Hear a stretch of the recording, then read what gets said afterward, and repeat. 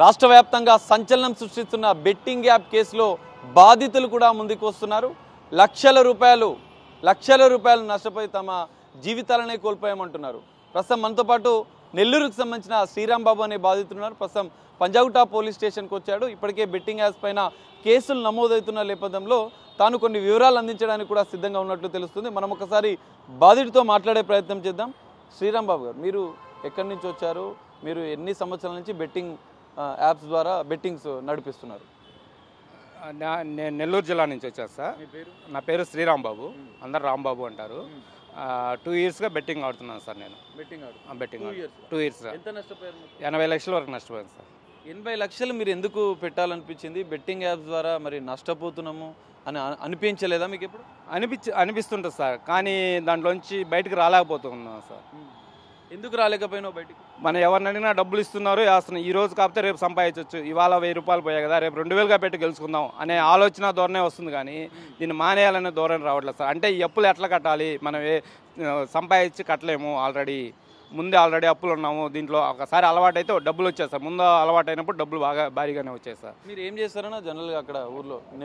నెల్లూరు జిల్లాలో ఏ ఊరు మీది? మీరు ఏం వ్యాపారం చేస్తుంటారు? నెల్లూరు జిల్లాలో ఏఎస్పేట మండలం కావలాడు వల్ల విలేజ్ సార్. 2019లో టెంట్ హౌస్ పెట్టాను సార్. 2 ఇయర్స్ కరోనాలో బాగా నష్టపోయాను సార్. ఒక టెంట్ హౌస్లో కరెంటు సామాను కానీ అన్ని నడవకు కానీ నాకు కరోనా వచ్చి కానీ కొంచెం బాగా లాస్ అయ్యాను సార్. తర్వాత లేబర్గా కూలి పనులు ముఠా కట్టి కూలీలు తీసుకెళ్తా చేస్తూ ఉంటాను సార్. తర్వాత ఈ యాప్ ఒక షో చూశాను సార్. షోలో యాప్ని చూసి ప్రమోషన్ చూసి, అంటే షో ఏందని గూగుల్. ఏ షో చూసినావు అసలు? ఫస్ట్ బెట్టింగ్ యాప్ ఏ యాప్లో పెట్టినావు? ఎంత డబ్బులు పెట్టినావు? ఏ షో ద్వారా నీకు ఈ బెట్టింగ్ యాప్ల గురించి తెలిసింది?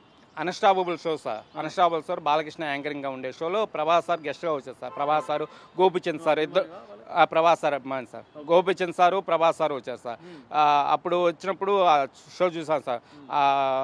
ప్రమోషన్స్లో స్ప్రైట్ అనే ఒక అతనికి స్ప్రైట్ గిఫ్ట్ హ్యాంపర్స్ ఇస్తారు. అట్లానే ప్రభాస్ సార్కి, గోపిచంద్ సార్కి ఒక బాక్స్ ఇస్తారు సార్ బాలకృష్ణ గారు.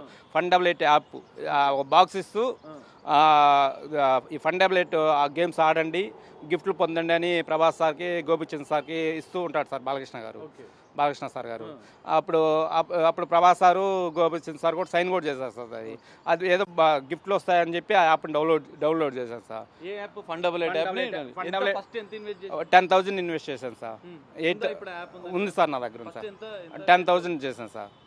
డబ్బులు వచ్చాయి? 8,000 వరకు గెలుచుకున్నాను. 18,000 వరకు అయింది సార్. 8,000 వరకు గెలవగానే మీకు ఆశ వచ్చిందా ఇంకా గెలవచ్చు అని చెప్పి? అలాగే ఆశ వచ్చింది సార్. 3 lakhs వరకు గెలుచుకున్నా సార్. ఒక 1.5 మంత్లో, స్టార్టింగ్లో 1.5 మంత్లో ఒక రోజు పోయినా 2 రోజులు పోయినా, తర్వాత 1.5 మంత్లో 3 lakhs వరకు గెలుచుకున్నాను సార్. నేను ఓపెన్ చేస్తాను యాప్ ఓపెన్ చేస్తాను సార్. చూపించండి ఒకసారి చూద్దాం ఆ యాప్ ఓపెన్ చేసి. ఎందుకంటే తన అభిమాన హీరో ద్వారా ఒక షో ద్వారా తను యాప్ని ఇన్స్టాల్ చేసుకొని అందులో బెట్టింగ్ ఫస్ట్ స్టార్ట్ చేసినట్లుగా కూడా బాధితుడు చెప్తున్న పరిస్థితి మనకు కనిపిస్తుంది.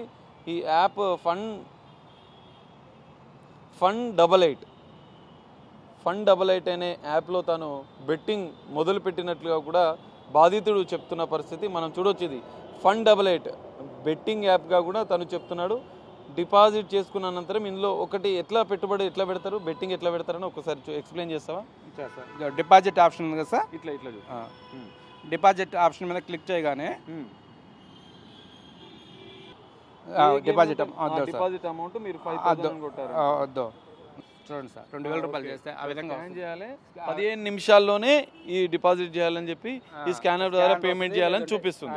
సో యూపీఐ కాపీ చేసి యూపీఐ ద్వారా కూడా పేమెంట్ చేసి మనం చూడొచ్చు. ఫన్ డబల్ ఎయిట్ అనే యాప్ ద్వారా ఈ విధంగా ఒక గేమ్. ఏ గేమ్స్ ఉంటాయి ఇందులో? నువ్వు ఏ గేమ్లో బెట్టింగ్ పెట్టావు? ఏవియేటర్ గేమ్ అంటే విమానం సార్. ఓకే, విమానం. క్యాసినోది కూడా ఉందా స్టార్టింగ్? మీరు ఎందులో ఇన్వెస్ట్ చేసినావు? ఫస్ట్ క్యాసినో ఇన్వెస్ట్ చేసాను సార్. క్యాసినోలో ఏ గేమ్? Roulette sir. ఇది పరిస్థితి మనం చూడొచ్చు. బెట్టింగ్ యాప్స్ని లైవ్గా ఎట్లా పెట్టుబడి పెట్టాలి. బాధితుడే క్లియర్గా తను నష్టపోయిన డబ్బులు ఏ విధంగా నష్టపోయానని చెప్తున్నాడు. రూలెట్ అనే casino game fun double eight ద్వారా తన ఓ షో ద్వారా ఈ యాప్ని డౌన్లోడ్ చేసుకొని ఇందులో మొదలుపెట్టినట్లుగా కూడా తెలుస్తుంది. మనం చూడవచ్చు. ఒకసారి మొబైల్లో ఎక్స్ప్లెయిన్ చేసే ప్రయత్నం చేద్దాం. ఈ రూలెట్ జనరల్గా క్యాసినోలో ఉంటుంది. ఈ గేమ్లో తను ఇన్వెస్ట్ చేసినట్లుగా కూడా చెప్తున్నాడు. ఎట్లా ఒకసారి ప్రాసెస్ చెప్పండి. ఇప్పుడు చూడండి సార్, ఈ 19 నెంబర్ పడింది కదా. అవును, ఈ 19 నెంబర్ మీద 150 రెట్లు ఇచ్చాడు సార్. ఓకే, 10 రూపాయలు వేస్తే 150 రెట్లు ఇస్తాడు సార్. ఓకే, 36 అంకెలు ఉంటాయి సార్. ఓకే, 18 బ్లాక్ అంకెలు. 1000 రూపాయలు పెడితే 18,000 వస్తాయి. 18,000 వస్తాయి సార్. ఓకే, అంటే 1000 రూపాయలకు 30 రెట్లు 30,000 వస్తాయి సార్. ఓకే, 30 రెట్లు ఇస్తారు సార్. వాళ్ళు మామూలుగా చూడండి సార్, ఇప్పుడు సార్ వాళ్ళు ఇప్పుడు చూడండి అలా అన్నారు కదా, కొన్ని నెంబర్లకి రెట్లు ఇస్తారు సార్. ఓకే ఓకే చూడండి. సో ఇక్కడ వీళ్ళు చూపించిన నెంబర్లకి ఎంత డబ్బులు ఇస్తారనేది కూడా చెప్తున్నారు. దాంతోపాటుగా ఇందులో బెట్టింగ్ మన ఇష్టం వచ్చిన నెంబర్కి పెట్టి దాని మీద బెట్టింగ్ పెట్టాల్సి ఉంటుంది. 1000 రూపాయలు బెట్టింగ్ పెడితే 18,000 రూపాయలు వస్తాయి. దీనికే ఎక్కువ యువత ఆకర్షణ అవుతున్నట్లుగా కూడా మనకు తెలుస్తుంది. అందులో భాగంగానే మనకు బాధితుడు ఫండ్ 88 ద్వారా తాను మోసపోయినట్లుగా కూడా చెప్తున్నాడు. మీ కొన్ని ట్రాన్సాక్షన్ చూపిస్తారా? మీరు మరి ఇంత పెద్ద మొత్తంలో మీరు బెట్టింగ్ ద్వారా మోసపోయారు, మరి ఎట్లా, మరి నష్టపోయిన తర్వాత మీరు ఏం చేద్దాం అనుకుంటున్నారు? ఏం చేయాలి, తిరుగుతున్నా సార్ 8 నెలల నుంచి. ఓకే, సో మనం చూడొచ్చు, ఈయన ఫోన్పే ట్రాన్సాక్షన్ కూడా చూడొచ్చు, ఎంత పెట్టుబడులు పెట్టానని చెప్తున్న పరిస్థితి మనకు కనిపిస్తుంది. ఇక్కడ దాదాపు మొట్టమొదట ఈయన 40,000 రూపాయలు పెట్టుబడికి సంబంధించిన ట్రాన్సాక్షన్ కూడా మనం ఒక్కసారి చూద్దాం. ఇక్కడ రామర్ ఏజెన్సీ దీనిదేనా మీరు పెట్టింది? 40,000 రూపాయలు పెట్టుబడి పెట్టినట్లుగా కూడా మనకు ఫోన్పే ద్వారా ట్రాన్సాక్షన్స్ కూడా ఆయా ఏ కంపెనీకి వీళ్ళు ట్రాన్స్ఫర్ చేశారనేది కూడా ఇందులో క్లియర్గా మెన్షన్ అయింది. 40,000 ఒకసారి, 10,000 ఒకసారి, 20,000 ఒకసారి, ఈ విధంగా రామర్ ఏజెన్సీకి మరోసారి 20,000 రూపాయలు. ఈ విధంగా కొన్ని కంపెనీలు. ఇది ఒక్క యాప్లోనే మీరు ఆడారా బ్రదర్? ఈ ఒక్క యాప్లోనే మీరు మొత్తం ఎంత ఇన్వెస్ట్ చేశారు? క్లియర్ ఎవిడెన్సెస్ కూడా, తాను పెట్టిన పెట్టుబడి ఫోన్పే ద్వారా ట్రాన్సాక్షన్కి సంబంధించిన ఆధారాలు కూడా బాధితుడు మనకు చెప్తున్న పరిస్థితి కనిపిస్తుంది. 5-6 లక్షల వరకు పోయారు సార్. 5-6 లక్షలు నష్టపోయినప్పుడు భయం అనిపించలేదా? మీ కుటుంబ సభ్యులు కానీ ఎవరైనా మీకు చెప్పలేదా? ఫ్రెండ్స్ కానీ ఎవరికైనా తెలుసా మీరు బెట్టింగ్? తెలియదు సార్, నా మనసులోనే ఉంది సార్, ఎవరికి తెలియదు. నేను పోతున్నాయి వస్తున్నాయి, ఒక్కోసారి ఈ నెలలో ఈరోజు ఒక 20,000 పెట్టానుకో, ఆయాల పోయానుకో, పోతుంటే మళ్ళీ ఇంకో అప్పు తెచ్చి ఆడుతూ ఉంటాం. పని వచ్చిన దాకా ఆడాలనే ఒక తప్పితే ఇంకేం లేదు సార్. మళ్ళీ వచ్చినాక ఈ అప్పులు తీసుకుపోయి కడుతూ ఉంటాం. నెలలో కనీసం 4 లక్షల నుంచి 5 లక్షల వరకు అప్పులు పడిపోతూనే ఉన్నాను సార్. 1.5 year ఆడాను, 80 లక్షల వరకు అప్పులు పడిపోయాను. 80 లక్షల మీది ఎంత, అంటే మీ సొంత డబ్బు ఎంత ఉంది, అప్పు చేసిన డబ్బు ఎంత? నా సొంత డబ్బు ఓన్లీ బంగారమే సార్. 15 లక్షలు బంగారం బ్యాంకులో పెట్టినా సార్. ఎవరెవరిది ఆ బంగారం అంతా? మా సొంతదే సార్. అంటే ఎవరు, మీ భార్యదా, మీ అమ్మదా? మా అమ్మది. మా అమ్మ లేరు, చనిపోయింది. నా కుటుంబం నా సమస్య నాదే సార్, నాది వరకే సార్. బంగారం 15 లక్షలు తాకట్టు పెట్టిన, అమ్మేసినావా? అమ్మేసి తాకట్టు పెట్టిన సార్. తాకట్టు పెట్టిన అంటే ముత్తూట్ ఫైనాన్స్ లో పెట్టి తీసుకున్నా సార్. మరి మీ భార్యకి ఏమని చెప్పినావు తాకట్టు పెట్టాడు? మీకు భార్య ఎంతమంది పిల్లలు? ఎంతమంది? 2 పిల్లలు సార్ నాకు. వాళ్ళు ఎవరు నేను కుటుంబాన్ని చూసుకునేది నేనే కాబట్టి ఎప్పుడు మా ఇంట్లో ఎప్పుడు నన్ను అడిగిన వాళ్ళు కాదు సార్. నేను అందరూ ఏం లోటు లేకుండా చేస్తా. ఈ 1వ సంవత్సరంలో జరిగిపోయింది సార్. నా వయసు 42 సంవత్సరాలు సార్. ఈ నా 40 ఏళ్ళుగా ఎప్పుడు ఎక్కడ ఎవరిని చేసేసి అడిగింది సార్. ఏదైనా కావాలంటే తెచ్చుకుంటామన్నా, ఏదైనా అవసరం తెచ్చుకున్నాను అనుకో, మళ్ళీ వాళ్ళు అడిగిన 15 లక్షలు నీ సొంత డబ్బు, 65 లక్షలు అప్పు ద్వారా తెచ్చిన మీ ఊర్లో వాళ్ళ దగ్గర తెచ్చి పెట్టుబడి మొత్తం నష్టపోయినావా? ఇప్పుడు మొత్తం నష్టపోయాను సార్. దివాలా తీసేసి. నెక్స్ట్ ఏంటి మరి, ఏం చేద్దాం అనుకుంటున్నాం? ఏం చేయాలో దిక్కు చూడకుండా రోజు ఒక ఊరు తిరుగుతూ ఉన్నాం సార్. ఏం చేయాలి, పనికి పోతే సంపాదించి కట్టలేము, కానీ ఏదో ఒక విధంగా అప్పుల వాళ్ళకి మనం నమ్మి మనం ఇచ్చిన వాళ్ళకి ఏ విధంగా కట్టాలనేది ఆలోచనతో చూస్తూ ఉన్నా సార్. అది ఎట్లా ఫ్రెండ్స్ కూడా తెలియదా మీరు ఇట్లా బెట్టింగ్ యాప్? కొంతమంది పిల్లలకు తెలుసు సార్, తెలుసు ఈ విధంగా పోగొట్టుకున్న తర్వాత ఏందా మా పిల్లలు అడిగారు, మా అన్న కొడుకు వాళ్ళు అడిగారు, ఇట్లా పోయారా ఏం చేయాలరా అంటే, సరే ఏం చేద్దాం, ఆల్రెడీ 1 టైం సూసైడ్ కూడా చేసుకోపోయాను సార్. మా పిల్లలు ఆపారు సార్, మా అన్న కొడుకు ఆపాడు. బాబాయ్ ఏం కాదులే అని చెప్పి ఆపాడు.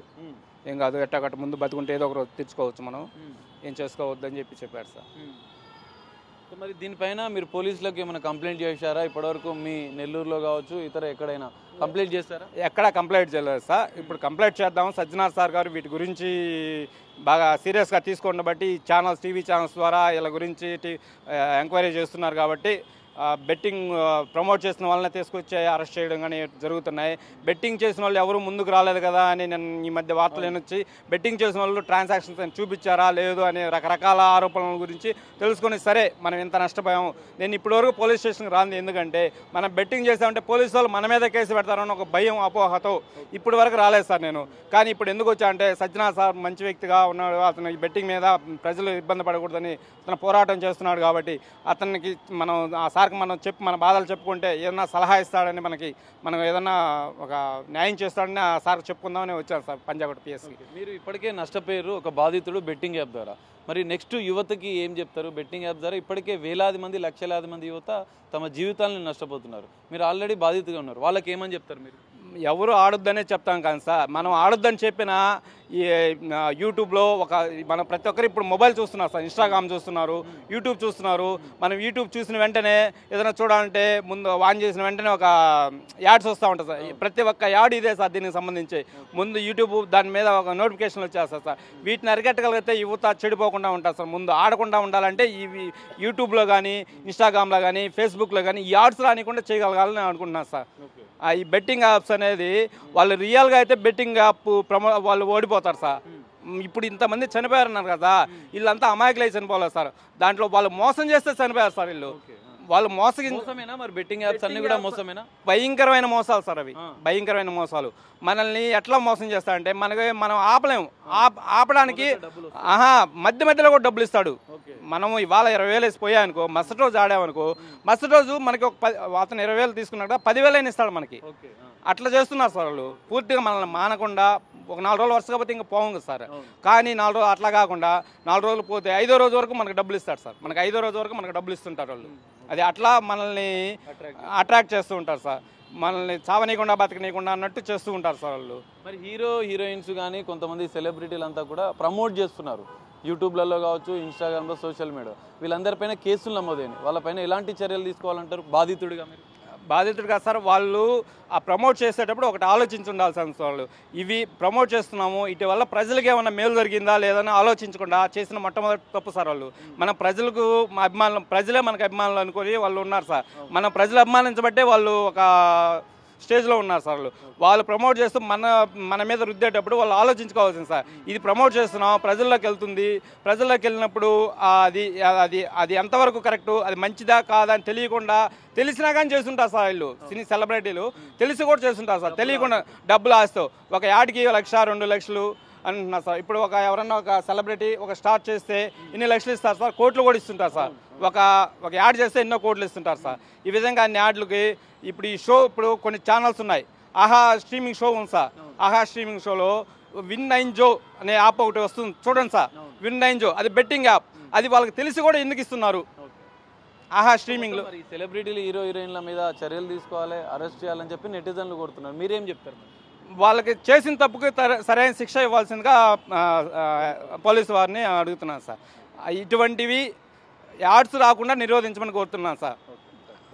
ఇది పరిస్థితి. మనం చూస్తున్నాం, బాధితుడు ఒక టాప్ హీరో అభిమానిగా ఉండి ఒక షో చూస్తూ ఈ బెట్టింగ్ యాప్స్ ద్వారా ఆ యాప్ని డౌన్లోడ్ చేసి అందులో పెట్టుబడులు పెట్టడం, దానికి బానిసైపోయి దాదాపు 80 లక్షల రూపాయలు 2 సంవత్సరాల్లో కోల్పోయాను, నష్టపోయాను అంటూ ఆ బాధితుడు చెప్తున్న పరిస్థితి.